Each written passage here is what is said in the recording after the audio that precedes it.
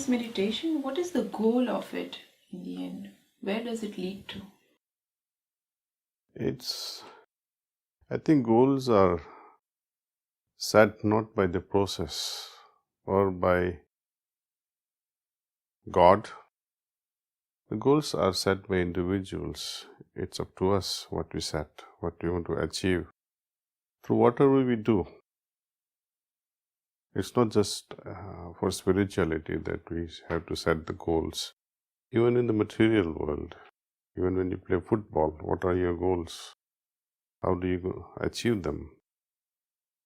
See, when you become doctor, what are your goals? You can be so many kinds of specialty. Similarly, approaching or treading on the divine path, it's up to each one of us. You want peace of mind? You set your goal that you want to be peace, you want to feel peace all the time. That's your goal. Some people say, I would like to have much more than that. I like to feel liberated from within. That is that person's goal.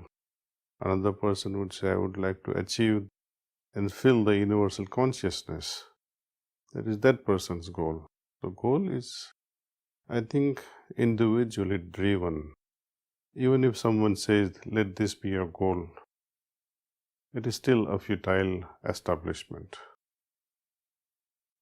I must have my own goal based on my heart's signals.